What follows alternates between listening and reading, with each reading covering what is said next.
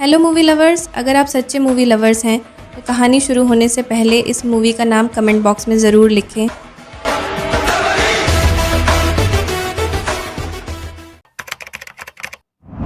कहानी की शुरुआत में राजा माइकल को देखते हैं जो कि जहाज से बहुत मूल्यवान सामान लेकर अपने राज्य लौट रहे थे। तभी राजा का जादूगर राजा के पास आकर कहता है, महाराज आप अपनी बेटी के लिए परेशान ना हो। अभी जो मुझे जादुई किताब मिली है उस मंत्र के जरिए राजकुमारी की आंखें लौट आएंगी और वह फिर से देख पाएगी। राजा का जादूगर बहुत ही वफादार आदमी था और राजा उन पर बहुत भरोसा करते थे। तभी हमें दूसरी ओर राजा की इकलौती बेटी एमिली को दिखाया जाता है जो कि अपने सेनापति मैक्स के साथ तलवारबाजी का अभ्यास कर रही थी। राजकुमारी एमिली अंधी थी, फिर भी आसपास की आहट सुनकर वह अच्छी तरह से लड़ पाती थी। दूसरी ओर हमें इवान को देखते हैं जो कि राजा के सेनापति मैक्स का छोटा भाई था। वह अपने चाचा के घर आता है और उनसे एक नया बिजनेस शुरू करने के लिए पैसे मांगता है। दरअसल इवान बहुत ही चालाक और ठगी इंसान था। उसके चाचा उसे गुस्से से कहते हैं, पिछले ही महीने में मैं तुम्हें बिजनेस शुरू करने के लिए पैसे दे चुका हूँ पर तुम सारे पैसे डुबा चुके हो। एक तरफ तुम हो जो कि ठगी और जुआरी वाले काम करते हो और दूसरी तरफ तुम्हारा बड़ा भाई मैक्स है जो कि राजा का बहुत ही खास आदमी है और राज्य का सेनापति है। अगले दिन जब मैक्स और एमिली लड़ाई का अभ्यास कर रहे थे तभी एमिली की माँ आती है और उनसे कहती हैं, कबूतर से संदेश आया है, आज रात तुम्हारे पिता समंदर के रास्ते से लौट रहे हैं। यह सुनकर राजकुमारी एमिली बहुत खुश होती है। यह जानकर सेनापति मैक्स राजा के दो नौकरों होजो और गोगा के पास जाते हैं और उनसे कहते हैं, आज रात समंदर के किनारे जाकर सांकेतिक मशाल जलानी है ताकि जहाज किनारे की सही जगह पर आ सके। जब रात होती है तब होजो और गोगा लकड़ियां लेकर सांकेतिक मशाल जलाने के लिए जा रहे थे। दरअसल इन लोगों का प्लान यह था कि वे लोग सांकेतिक मशाल उस किनारे पर जलाएंगे जहां बहुत बड़े बड़े चट्टान थे ताकि सांकेतिक मशाल देखकर जहाज चट्टानों की दिशा में आए और जहाज वहां टकराकर डूब जाए। इससे वे दोनों जहाज में लाए सारे खजाने और सामान को लूट सकें। तभी सेनापति मैक्स वहां आता है और उन्हें देख लेता है। वह उनसे कहता है, तुम लोग सांकेतिक मशाल जलाने के लिए इधर क्यों आए हो? यह किनारा चट्टानों से भरा हुआ है। होजो घबरा जाता है। उनकी घबराहट देखकर मैक्स समझ जाता है कि यह दोनों जहाज को डुबोने के लिए सांकेतिक मशाल को गलत जगह जलाना चाहते हैं। मैक्स तुरंत तलवार निकालकर उन्हें पकड़ना चाहता था पर गोगा मौका पाकर पीछे से मैक्स के ऊपर वार कर देता है। उसके बाद वे दोनों चट्टानों के किनारे सांकेतिक मशाल जलाते हैं। तभी किनारों की ओर बढ़ रहे जहाज के लोग सांकेतिक अलाव को देखते हैं और उसी दिशा की ओर बढ़ते हैं पर उस तरफ बहुत ही बड़ी बड़ी चट्टानें होती हैं जिससे टकराकर जहाज टूट जाता है और समंदर में बिखर जाता है। सुबह जहाज टूट जाने के बाद होजो और गोगा खजाने और बहुमूल्य सामान ढूंढने की कोशिश करते हैं पर उन्हें कुछ नहीं मिलता। वे दोनों बहुत निराश होते हैं। उसी समय किसी के कराहने की आवाज सुनाई देती है। तभी उन्हें राजा का जादूगर दिखाई देता है। जादूगर गोगा को एक किताब देकर कहता है, इसे रानी को दे देना, यह जादुई किताब है। ये कहकर जादूगर वहीं पर मर जाता है। गोगा जादुई किताब पाकर उसके पन्ने पलटने लगता है और जादुई मंत्र पढ़ने लगता है। वह देखता है कि उस किताब में बहुत सारे जादुई मंत्र लिखे हुए हैं। दूसरी तरफ होजो जादूगर के गले में पड़ी हुई एक जादुई पोटली निकालकर अपने पास रख लेता है। गोगा जादुई किताब का परीक्षण करने के लिए एक मंत्र पढ़ता है तो तभी समंदर में भयंकर तूफान आ जाता है। उसी समय महारानी वहां आती है और उन दोनों को देखकर समझ जाती है कि यह सब होजो और गोगा का किया धरा है। महारानी गोगा और होजो की सच्चाई जानने के बाद तलवार निकालकर उन पर वार करने के लिए तैयार हो जाती है। उसी समय गोगा एक मंत्र पढ़ता है जिसके कारण महारानी अपनी सारी याददाश्त भूल जाती है और सम्मोहन शक्ति के प्रभाव में आकर गोगा के वश में हो जाती है। अब महारानी उनके आगे सिर झुकाने लगती है। यह देखकर बाकी सिपाही बहुत हैरान होते हैं। गोगा की सम्मोहन शक्ति के कारण महारानी कहती है, सेनापति मैक्स गद्दार था। उसी ने ही सांकेतिक मशाल चट्टानों की दिशा में लगाई थी जिसके कारण जहाज चट्टानों से टकराकर डूब गया और राजा मारे गए। अभी सैनिक पूछते हैं, राजा के जाने के बाद अब राज्य कौन संभालेगा? महारानी कहती हैं, अब इस राज्य के महाराज गोगा होंगे और होजो इस राज्य के सेनापति। एक नौकर को राजा और सेनापति बनते हुए देखकर सभी हैरान होते हैं पर महारानी के आदेश के कारण वे इसे स्वीकार कर लेते हैं। इसके बाद महारानी और बाकी सैनिक महल की ओर निकल पड़ते हैं। तभी सेनापति मैक्स को होश आता है। होश में आते ही गोगा मंत्र पढ़कर उसे एक कौवे में बदल देता है। मैक्स उड़कर वहां से चला जाता है। अगले दृश्य में राजा के कर्मचारी सेनापति मैक्स के घर आकर घोषणा करते हैं कि मैक्स एक गद्दार है, इसलिए उसकी सारी संपत्ति जब्त की जाती है। ये सुनकर मैक्स के चाचा का दिल बैठ जाता है। राजा के कर्मचारी मैक्स को भला बुरा कहने लगते हैं। यह सुनकर इवान गुस्से में उनके खिलाफ खड़े हो जाते हैं तो सैनिक उन्हें पकड़कर जेल में डाल देते हैं। फिर अगले दृश्य में गोगा और महारानी बैठे हुए होते हैं। तभी महारानी की बेटी बेटी एमिली वहां आती है। सम्मोहन शक्ति के कारण महारानी उसे पहचान नहीं पाती। जब एमिली को सिंहासन से गोगा की आवाज सुनाई देती है तब वह चिल्लाकर पूछती है, मेरे पिता कहाँ हैं? तुमने उनके साथ क्या किया? यह कहकर एमिली विरोध करने लगती है। यह सब देखकर गोगा महारानी को अंदर जाने के लिए कहता है और जादुई किताब निकालकर एक और मंत्र पढ़ने लगता है। इसी बीच होजो पीछे से एमिली को पकड़ लेता है। किताब के मंत्र के असर से एमिली मैजिकल डस्ट में बदलकर होजो की रखी हुई पोटली में समा जाती है। यह वही पोटली थी जो होजो ने जादूगर के गले से निकाली थी।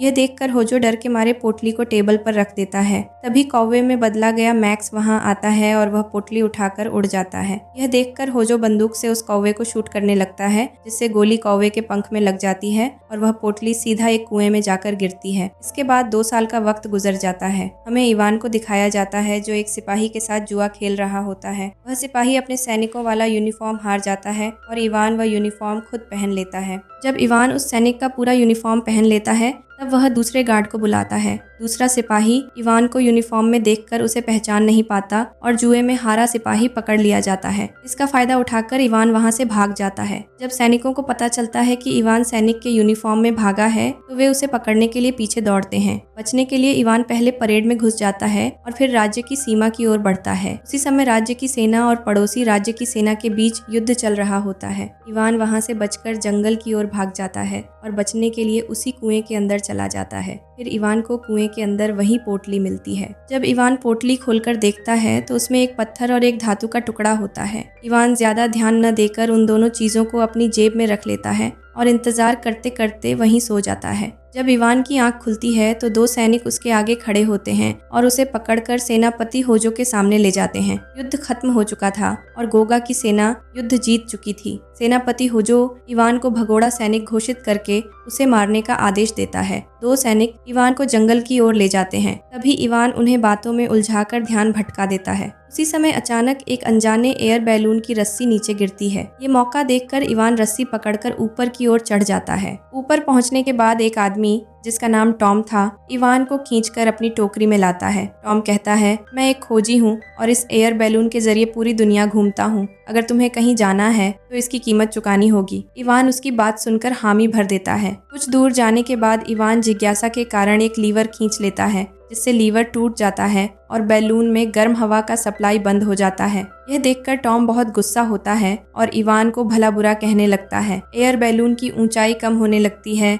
और यह धीरे धीरे जमीन की ओर आने लगता है। टॉम कहता है, हमें टोकरी को हल्का करना होगा। यह सुनकर इवान एक बोरा उठाकर नीचे फेंक देता है। यह देखकर टॉम फिर से गुस्से में आ जाता है और कहता है, बेवकूफ, तुमने क्या किया? दरअसल उस बोरे में कोयला था जिसे जलाकर गर्म हवा बैलून में भरी जाती थी। इवान माफी मांगता है लेकिन टॉम कहता है, अब बैलून सिर्फ एक ही आदमी का वजन सह सकता है, इसीलिए तुम्हें नीचे उतरना ही होगा। आखिरकार इवान टॉम को कुछ सिक्के देता है और जंगल में कूद जाता है, जिससे बैलून फिर से ऊपर उड़ने लगता है। फिर इवान जंगल में कुछ लकड़ियां इकट्ठा करता है और जलाने के लिए वही पोटली में रखा हुआ पत्थर और धातु का टुकड़ा निकालता है। जैसे ही इवान उसे घिसने लगता है तभी पत्थर में कैद राजकुमारी एमिली वहां से आजाद हो जाती है और लकड़ी का एक टुकड़ा पकड़कर उसे इधर उधर घुमाने लगती है। इवान को पता चलता है कि यह राजकुमारी एमिली है। तभी इवान कहता है, मैं राज्य का सैनिक हूँ, आपको डरने की कोई जरूरत नहीं है, लेकिन आप इस पत्थर में कैसे कैद हुई? तभी एमिली कहती है, ये कोई मामूली पत्थर नहीं है, ये एक जादुई पत्थर है। अगर इसे घिसकर कुछ भी मांगा जाए तो इच्छा पूरी होती है। तभी इवान पत्थर को घिसकर 5 सिक्के मांगता है, लेकिन उसे कुछ नहीं मिलता। तब एमिली कहती है, यह पत्थर सीधे सीधे इच्छा पूरी नहीं करता। तभी एक आदमी ठेले पर लकड़ी लादने के लिए इवान से कहता है, अगर तुम मेरा ठेला दूसरे गाँव तक ले जाओगे तो मैं तुम्हें 5 सिक्के दूंगा। इवान कहता है, मुझे नहीं चाहिए। तभी वह ठेले वाला आदमी वहां से गायब हो जाता है। तब एमिली कहती है, देखा, ये पत्थर सीधे इच्छा पूरी नहीं करता। तब इवान राजकुमारी एमिली से पूछता है, आप राजकुमारी होकर इस पत्थर में कैसे कैद हुई और 2 साल हो गए, आपको कोई ढूंढने क्यों नहीं आया? तभी एमिली गोगा और होजो के बारे में बताती है, जो कि रानी को अपने वश में कर चुके हैं। मेरी माँ मुझे पूरी तरह भूल चुकी है, एमिली कहती है। फिर एमिली इवान को 2 बालियां देती है और कहती है, ये 2 बालियां मेरी माँ को दिखाना, शायद उन्हें मेरे बारे में कुछ याद आ जाए। इवान फिर चालाकी से राजमहल के अंदर के सारे कमरों के बारे में पूछता है। तब राजकुमारी अपने कदमों के हिसाब से महल के कमरों और गलियारों के बारे में में बताने लगती है। इवान ये जानकर बहुत खुश हो जाता है। दरअसल इवान का असली प्लान राजमहल जाकर खजाना लूटने का था। फिर इवान राजकुमारी एमिली को लेकर गांव के एक ढाबे में जाता है। इवान राजकुमारी को वहीं इंतजार करने के लिए कहता है और वादा करता है कि वह तुरंत राजमहल जाकर राजकुमारी का काम खत्म करके लौट आएगा। फिर इवान ढाबे के मालिक को एक सिक्का देकर राजकुमारी के लिए कुछ खाने को देने के लिए कहता है। दरअसल इवान राजकुमारी से पीछा छुड़ाना चाहता था। राजकुमारी एमिली कई घंटों तक इवान का इंतजार करती है, लेकिन इवान वापस नहीं आता। तभी ढाबे का मालिक एमिली के पास आकर कहता है, अगर तुम्हारे पास पैसा नहीं है तो तुम्हें यहाँ रुकने के लिए बर्तन मांजने होंगे। बेचारी राजकुमारी मजबूर होकर ढाबे के बर्तन मांजने के लिए तैयार हो जाती है। दूसरी तरफ इवान राजमहल जाकर वहाँ के भंडारों से बहुत सारा माल चुराने की कोशिश करता है, लेकिन कुछ सैनिकों को इसकी खबर लग जाती है। सैनिक उसे पकड़ने के लिए उसके पीछे दौड़ पड़ते हैं। इस भाग दौड़ में इवान कुछ सैनिकों से मुठभेड़ करता है। तभी वह एक चिमनी के रास्ते में घुस जाता है और फिसलते हुए सीधे गोगा के कमरे में पहुंच जाता है। गोगा इवान को देखकर पूछता है, तुम कौन हो? इवान डर के मारे कुछ नहीं बोल पाता और सैनिक उसे पकड़ लेते हैं। फिर गोगा उसे बंदी बनाकर मौत की सजा सुनाता है। सैनिक उसे जेल में डाल देते हैं। जेल में जब इवान सो रहा होता है तब उसे एक सपना आता है। सपने में एक कौवा उससे कहता है, अगर तुम्हें इस जेल से आजाद होना है तो मेरी बात ध्यान से सुनो। गोगा के पास एक जादुई किताब है, लेकिन उसकी जादुई स्याही सूख गई है, जिसके कारण उसमें लिखे मंत्रों का असर नहीं हो रहा। इस जादुई मंत्र का असर तब होगा जब उसे एक जादुई स्याही से फिर से लिखा जाएगा। कौवा आगे बताता है, यहाँ से दूर एक पहाड़ में बौने लोगों का राज्य है, जहाँ तुम्हें जादुई स्याही मिल जाएगी। इसके अलावा तुम्हें प्रक्षीद्वीप जाकर एक जादुई कलम वाली पंख भी लानी होगी। उसी जादुई पंख और जादुई स्याही के जरिए उस किताब में फिर से मंत्र लिखा जा सकता है। यह सुनकर इवान की आंख खुल जाती है। कुछ देर बाद सैनिक उसे गोगा के पास ले जाते हैं। जल्लाद उसे टॉर्चर करने ही वाला होता है। तभी इवान गोगा से कहता है, मुझे पता है कि तुम्हारे पास एक जादुई किताब है, लेकिन उसमें लिखे जादुई मंत्रों का असर खत्म हो चुका है। यह सुनकर गोगा चौंक जाता है और इवान का हाथ खोल देता है। फिर गोगा उससे पूछता है, यह कैसे मुमकिन होगा? इवान जवाब देता है, किताब में जादुई मंत्रों को काम में लाने के लिए आपको जादुई स्याही और जादुई कलम वाला पंख चाहिए होगा। गोगा पूछता है, यह कहाँ मिलेगा? इवान हंसते हुए कहता है, महाराज, यह काम मुझ पर छोड़ दीजिए, लेकिन अगर मैं यह काम कर दूं तो मुझे राज्य के खजाने का बड़ा हिस्सा चाहिए। दुष्ट गोगा इवान की बात मान जाता है और उसे जादुई स्याही और कलम लाने के लिए भेज देता है। इवान को यह सफर करने के लिए गोगा अपना यांत्रिक घोड़ा दे देता है। इवान उस घोड़े पर चढ़कर अपनी यात्रा शुरू करता है। जैसे ही इवान घोड़े पर सो जाता है, वह घोड़ा उसी ढाबे पर रुक जाता है जहाँ उसने राजकुमारी को छोड़ा था। इवान की आवाज सुनकर राजकुमारी एमिली उसके पास आती है और पूछती है, क्या तुमने मेरी माँ को वह बाली दी? क्या उन्होंने मुझे पहचाना? इवान कुछ नहीं बोलता, क्योंकि वह एमिली को अपने साथ रखना नहीं चाहता। पर ढाबे का मालिक इवान को बहुत ही गिरी हुई नजरों से देख रहा होता है। इस कारण इवान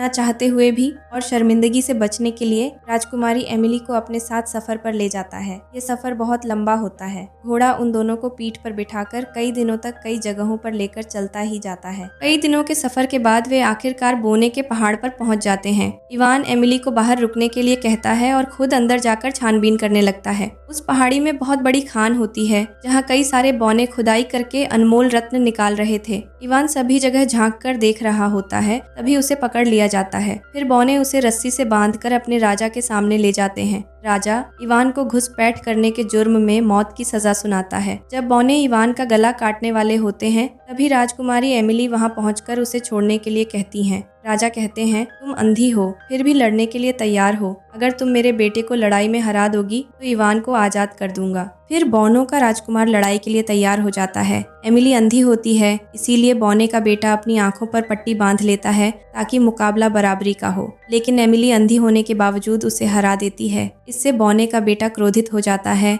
और आंखों से पट्टी हटाकर एमिली को मारने के लिए दौड़ पड़ता है। लेकिन एमिली किनारे हो जाती है, जिसके कारण बौने का बेटा खाई में गिरने लगता है और किसी तरह एक चट्टान से लटक जाता है। यह देखकर राजा और बाकी बौने घबरा जाते हैं, लेकिन एमिली अपना हाथ बढ़ाकर उसे ऊपर खींच लेती है। एमिली की इस अच्छाई और दरिया दिली को देखकर सभी बौने खुश हो जाते हैं। बौनों का राजा एमिली का आदर करते हुए इवान को आजाद कर देता है और एक जादुई स्याही इवान को उपहार में देता है। राजा कहते हैं, तुम बहुत ही खुशकिस्मत हो कि इस लड़की की दरिया दिली की वजह से तुम्हें जीवन दान मिला है। इस स्याही को तुम्हें तुम्हें उपहार देता हूँ। इवान वह स्याही ले लेता है, तभी एमिली बेहोश हो जाती है। एमिली को बेहोश होता देख बाकी बौने कहते हैं उसे बाहर ले जाओ ताकि ताज़ी हवा उसे मिल सके। इवान उसे बाहर ले जाता है, लेकिन उसे अपने ऊपर बहुत गुस्सा और शर्मिंदगी महसूस होती है। जिस अंधी लड़की की उसने कभी कदर नहीं की, उसी ने अपनी जान पर खेलकर उसकी जान बचाई। यह सब सोचकर इवान रोने लगता है और खुद से वादा करता है कि एमिली की जिंदगी में आई सारी परेशानियों का समाधान करेगा और उससे माफी मांगेगा। इस घटना के बाद इवान का दिल बदल जाता है।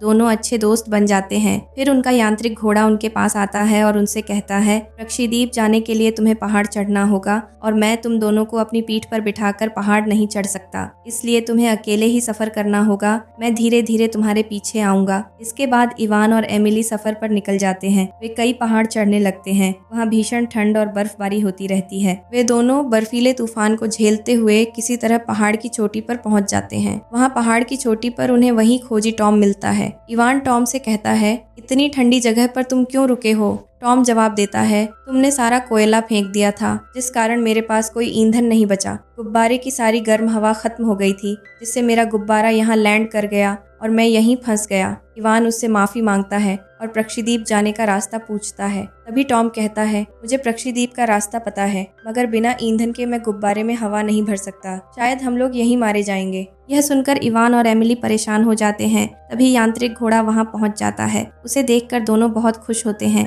टॉम देखता है कि घोड़े के मुंह से गर्म हवा निकल रही है। उसे एक तरकीब सूझती है और वह घोड़े से निकली हुई गर्म हवा से टॉम के गुब्बारे को भर देता है, जिससे गुब्बारा उड़ने लगता है। फिर वे सभी अपना सफर शुरू करते हैं। खोजी टॉम इवान और एमिली को पक्षीद्वीप में छोड़ देता है। वहाँ इवान और एमिली पक्षीद्वीप की 2 रानियों से मिलते हैं और उनसे जादुई पंखों वाली कलम मांगते हैं। इस पर पक्षियों की रानी कहती हैं, यह जादुई पंख यहाँ से वही व्यक्ति ले जा सकता है जिसके दिल में निस्वार्थ भावना हो। क्या तुम्हारे दिल में सच्चाई और निस्वार्थ भावना है? इवान आत्मविश्वास से कहता है, हाँ। पक्षियों की रानी इवान को घूरकर देखती हैं और उसके दिल में निस्वार्थ भावना पाकर खुश हो जाती है। वे उसे वह पंख दे देती हैं। इवान और एमिली पंख पाकर अपने राज्य लौट जाते हैं। राजमहल लौटने के बाद इवान एमिली को एक जगह रुकने के लिए कहता है और वह जादुई कलम और स्याही लेकर गोगा के पास जाता है। वह कहता है, मैं ये जादुई स्याही और कलम तभी सौंपूंगा जब तुम महारानी को अपनी सम्मोहन शक्ति से आजाद करोगे। लेकिन दुष्ट गोगा इसके लिए तैयार नहीं होता।